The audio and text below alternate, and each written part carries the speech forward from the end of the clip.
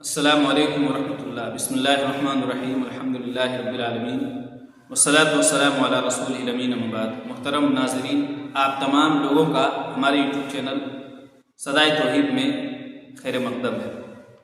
آج کی اس نشست میں ہماری گفتگو کا عنوان ہے دین پر استقامت کی اہمیت و فضیلت۔ محترم ناظرین، ایک چیز ہے اللہ پر ایمان لانا، اور ایک چیز ہے ایمان لانے کے بعد ایمان کے تقاضوں کو پورا کرنا، ایمان کے تقاضوں پر جمنا، ایمان کے تقاضوں پر کھرے اترنا۔ بسا اوقات ایمان لانا آسان ہوتا ہے، لیکن ایمان کے تقاضوں پر جمنا بڑا مشکل ہوتا ہے، بڑا کٹھن ہوتا ہے۔ عام طور پر ہوتا یہ ہے کہ انسان ایمان لاتا ہے، ایمان لانے کے بعد آزمائشیں ضروری ہیں، امتحانات ضروری ہے۔ اللہ اس کے ایمان کو آزماتا ہے، اس کی توحید کو آزماتا ہے، اس کے عقیدے کو آزماتا ہے، لیکن آزمائش کے وقت میں، امتحانات کے وقت میں اکثر تو وہ ہوتے ہیں جو پھسل جاتے ہیں، جن کے قدم ڈگمگا جاتے ہیں۔ آزمائش کے وقت میں، امتحانات کے وقت میں ان کا تعلق اللہ رب العالمین سے کمزور ہو جاتا ہے، اس کا لگاؤ اللہ رب العالمین سے کمزور ہو جاتا ہے، اور وہ ایمان پر، توحید پر، دین پر ڈٹنے کے بجائے وہ خلاف شریعت کام کرنے لگ جاتا ہے۔ لیکن بہت کم لوگ ہوتے ہیں جو دین پر جم پاتے ہیں، دین پر ڈٹ پاتے ہیں اور دین کے تقاضوں کو پورا کرتے ہیں امتحانات کے وقت۔ یاد رکھیں، دین پر استقامت، توحید پر استقامت، ایمان پر استقامت، یہ بہت بڑی چیز ہے، بہت بڑی دولت ہے۔ حضرت سفیان بن عبداللہ رضی اللہ تعالیٰ عنہ کہتے ہیں، صحیح مسلم کی روایت ہے کہ میں نے اللہ کے رسول صلی اللہ علیہ وسلم سے پوچھا، کیا پوچھا؟ کہ قل لی فی الاسلام قولا لا اسأل عنہ احدا بعدک وفی روایت غیرک، کہ میں نے اللہ کے رسول صلی اللہ علیہ وسلم سے پوچھا کہ اللہ کے رسول صلی اللہ علیہ وسلم، آپ مجھے اسلام کے بارے میں ایسی بات بتلائیے، ایسی بات بتلائیے جو آپ کے بعد اور آج کے بعد مجھے کسی اور سے پوچھنے کی ضرورت نہ پڑے، آج کے بعد اور آپ کے بعد مجھے کسی اور سے سوال کرنے کی ضرورت نہ پڑے۔ تو اللہ کے رسول صلی اللہ علیہ وسلم نے اس جامع سوال کا جامع جواب دیتے ہوئے فرمایا، قل آمنت باللہ ثم استقم، قل آمنت باللہ ثم استقم، کہ سفیان بن عبداللہ تم کہو کہ میں نے اللہ پر ایمان لایا، اور ایمان لانے کے بعد زندگی کی آخری سانس تک اس پر ڈٹ جاؤ، جم جاؤ، ثابت قدم رہو۔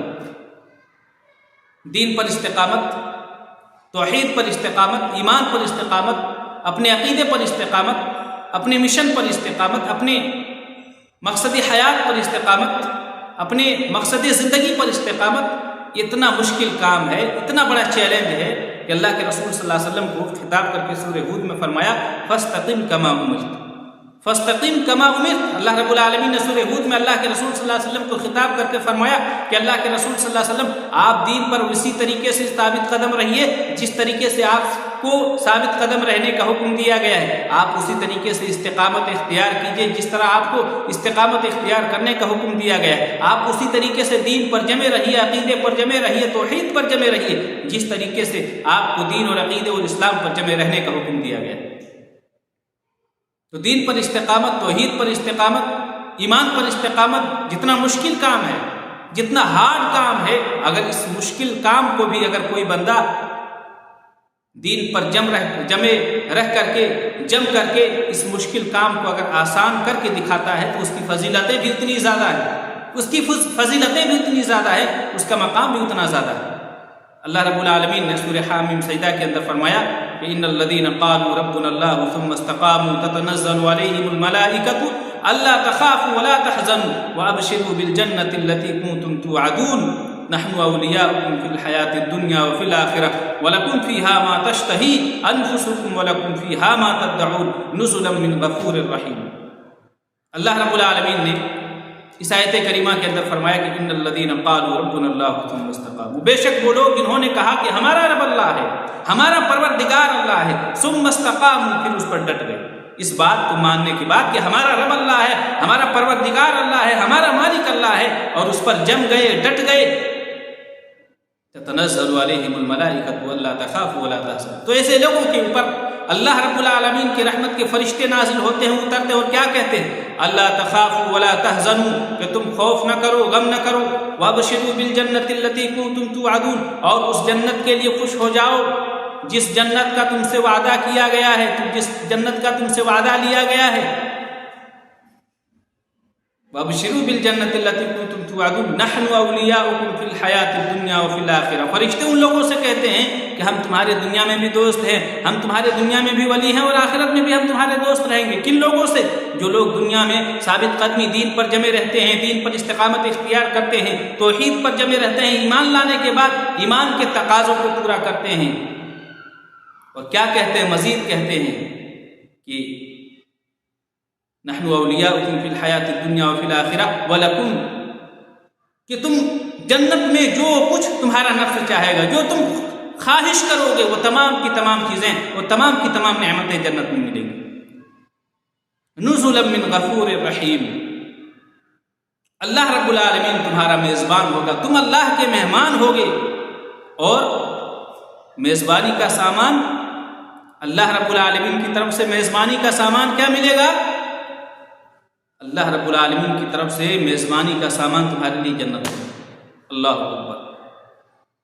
कितनी बड़ी नेमतें हैं, कितनी बड़ी बशारतें हैं, खुशखबरियाँ हैं उन लोगों के लिए जो दीन को इख्तियार करने के बाद, ईमान को इख्तियार करने के बाद, तौहीद को इख्तियार करने के बाद उसके तकाज़ों को पूरा करते हैं, उसके तकाज़ों पर जम जाते हैं और दीन पर खरे उतरते हैं। लेकिन उमूमन दीन की राह में, इस्तिकामत की राह में, ईमान की राह में, तौहीद की राह में एक मोमिन के लिए उसकी ज़िंदगी में दो तरह की आजमाइश आती है, दो तरह की रुकावटें आती हैं। पहली आजमाइश जिसे तरहीब की आजमाइश कहा जाता है, दूसरी आजमाइश जिसे तरगीब की आजमाइश कहा जाता है। तरहीब का मफ़हूम क्या है? तरहीब का मफ़हूम आप यूँ समझ लें जैसे डर, खौफ, धमकियाँ, दुश्मनियाँ, तकलीफ़ें, अज़ियतें, गुर्बत, फ़ख्र फ़ाक़ा। जब आप दीन के रास्ते पर चलेंगे, जब आप अक़ीदे के रास्ते पर चलेंगे, जब आप किताब व सुन्नत के रास्ते पर चलेंगे, जब आप अल्लाह उसके रसूल सल्लल्लाहु अलैहि वसल्लम के बतलाए हुए तरीक़े के मुताबिक ज़िंदगी गुजारेंगे, जब आप मनहज सलफ़ के ऊपर चलेंगे, तो आपका दुश्मन आपको धमकाएगा, आपका दुश्मन आपको डराएगा, आपको टॉर्चर करेगा। लेकिन याद रखें, आपको इन तमाम अज़ियतों, इन तमाम तकलीफ़ों के बावजूद आपने दीन को अपनाया है, आपने इस्लाम को अपनाया है, आपने तौहीद को गले से लगाया है, तो आपको जम जाना है अक़ीदे तौहीद पर, आपको जम जाना है इस्लाम पर, आपको जम जाना है अल्लाह के रसूल सल्लल्लाहु अलैहि वसल्लम की सुन्नत पर। तो पहली आजमाइश जिसे तरहीब की आजमाइश कहा जाता है, दूसरी आजमाइश जिसे तरगीब की आजमाइश कहा जाता है। तरगीब का क्या मफ़हूम है? तरगीब का मफ़हूम है जैसे मालो दौलत, शोहरत, ओहदा, मनसब, औरत और वो तमाम की तमाम चीज़ें जो इंसान की तबीयत और मिजाज में रख दी गई। तो ये दो तरह की आजमाइशें इंसान की ज़िंदगी में, एक मुसलमान की ज़िंदगी में आती हैं। लेकिन अक्सर ये देखा गया है कि बहुत सारे लोग, बहुत सारे मुसलमान तरहीब की आजमाइश में खरे उतरते हैं, तरहीब की आजमाइश को पास कर लेते हैं, लेकिन जब तरगीब की आजमाइश आती है तो वो फेल हो जाते हैं। बहुत सारे मुसलमान जिन्हें वक्त की ताकतें झुका न सकी, जिन्हें वक्त की दुश्मनियाँ झुका न सकी, उन्हें औरत का फितना झुका देता है, उन्हें शोहरत का फितना झुका देता है, उन्हें ओहदे और मनसब का फितना झुका देता है। बहुत सारे मुसलमान जो दीन पर साबित कदम थे, दीन पर जमे हुए थे, औरत के फितने में मुब्तला हुए, उन्होंने दीन को खैरबाद कह दिया। बहुत सारे मुसलमान जो दीन पर जमे हुए थे, तौहीद पर जमे हुए थे, ओहदे और मनसब का लालच दिया गया, उन्होंने दीन का सौदा कर लिया, अक़ीदे का सौदा कर लिया। तो इस्तिकामत इसको नहीं कहते। इस्तिकामत दीन पर जमे रहना इसको नहीं कहते, दीन पर डटे रहना इसको नहीं कहते। दीन पर जमे रहना और इस्तिकामत इसको कहते हैं कि आजमाइश, इम्तिहान चाहे तरहीब की शक्ल में हो, चाहे तरगीब की शक्ल में हो, दोनों सूरतों में दोनों का मुकाबला करते हुए दीन पर जम जाना है। इस्तिकामत इसको कहते हैं। दीन पर जम जाए आप, अक़ीदे पर जम जाए आप, इस्तिकामत इसको कहते हैं। आप अल्लाह के नबी करीम सल्लल्लाहु अलैहि वसल्लम की ज़िंदगी को देखें। 13 साल मक्की ज़िंदगी, नबूवत के मिलने के बाद 13 साल मक्की ज़िंदगी में आप सल्लल्लाहु अलैहि वसल्लम की ज़िंदगी में ये दोनों तरह की आजमाइश आई, तरहीब की भी आजमाइश आई। आप सल्लल्लाहु अलैहि वसल्लम को डराया गया, आप सल्लल्लाहु अलैहि वसल्लम को गाली दी गई, आप सल्लल्लाहु अलैहि वसल्लम को परेशान किया गया, आप सल्लल्लाहु अलैहि वसल्लम को टॉर्चर किया गया, आपको जादूगर कहा गया, आपको मजनून कहा गया, आपको पागल कहा गया, आपको दीवाना कहा गया। अल्लाह अकबर। यहाँ तक कि आप सल्लल्लाहु अलैहि वसल्लम नमाज की हालत में हैं, आप सजदे की हालत में हैं, अल्लाह के सामने झुके हुए हैं, سجدے کی حالت میں آپ کی پیٹھ کے اوپر اونٹ کی اوجھڑی ڈال دی جاتی ہے، اتنا ٹارچر کیا جاتا ہے، اس کے باوجود آپ صلی اللہ علیہ وسلم دین کے راستے سے پیچھے نہیں ہٹتے، اپنے مقصد اور اپنے مشن سے پیچھے نہیں ہٹتے، اپنی توحید کی دعوت و تبلیغ سے پیچھے نہیں ہٹتے، حتیٰ کہ کفار مکہ کے کہنے پر آپ کے چچا ابو طالب آپ کو سمجھانے کے لیے آتے ہیں، اس وقت اللہ کے رسول صلی اللہ علیہ وسلم کیا کہتے ہیں کہ اللہ، اے چچا جان، اگر یہ کفار مکہ میرے ایک ہاتھ میں سورج لا کر کے رکھ دیں، ایک ہاتھ میں چاند لا کر کے رکھ دیں اور یہ کہیں کہ میں اپنے دعوت اور اپنے مشن اور اپنے ٹارگیٹ سے پیچھے ہٹ جاؤں، ناممکن ہے۔ جب کفار مکہ نے دیکھا کہ یہ ترغیبی اسلوب کام نہیں آیا، ان کو اتنا ڈرایا، اتنا دھمکایا، اتنا ٹارچر کیا، اتنا پریشان کیا، لیکن اس کے باوجود یہ دعوت و تبلیغ سے پیچھے نہیں ہو رہے ہیں، تو انہوں نے ایک دوسرا اسلوب اپنایا، دوسری آزمائش انہوں نے آزمانی چاہیے۔ وہ دوسری آزمائش اور دوسرا اسلوب کیا تھا؟ دوسرا اسلوب یہ ترغیب کا اسلوب تھا۔ انہوں نے اللہ کے رسول صلی اللہ علیہ وسلم کو لالچ دیا، انہوں نے اللہ کے رسول صلی اللہ علیہ وسلم کو آفر دیا، اور عتبہ آپ صلی اللہ علیہ وسلم کے پاس آتا ہے، جو مکہ کا بہت بڑا سردار تھا، بہت دانشور سمجھا جاتا تھا، بہت عقل مند سمجھا جاتا تھا۔